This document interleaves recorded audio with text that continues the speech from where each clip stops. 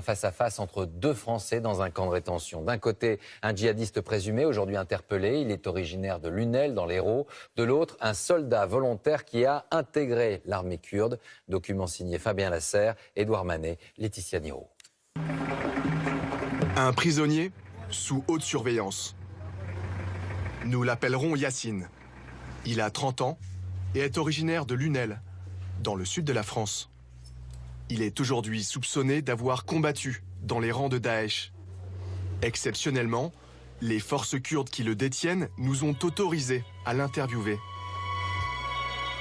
L'homme a accepté de répondre à nos questions, à visage découvert. Pourquoi est-ce que vous vouliez aller en Syrie?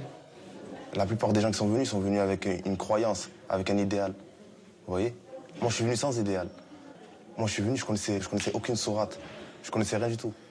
Moi, je suis venu chercher mon petit frère. Yacine, ici à droite, serait venu chercher son petit frère parti combattre en Syrie. Mais dès son arrivée, il pose à ses côtés fier et surtout armé. Les Kurdes veulent le juger chez eux, sauf si la France le réclame. Vous voulez être rapatrié en France ou vous souhaitez rester ici? Non, mais je vais retourner chez moi. Et vous pensez que vous allez pouvoir? Oui. Qu'est-ce qui vous fait dire ça? Mais moi, ils m'ont dit que j'allais rentrer chez moi. Ils m'ont dit que je finis les interrogatoires, tout ça, et je rentre chez moi. Derrière lui, un garde ne va pas tarder à réagir à ses propos. Il est français et sert comme volontaire auprès des forces kurdes. Tu penses que ça va être aussi facile que ça, de rentrer chez toi après avoir été avec l'État islamique, avoir vu des gens se faire décapiter et ne pas avoir réagi? Il y a mon histoire. Comment vous voulez réagir? Je réagis comment? Je me fais couper la tête avec eux pour...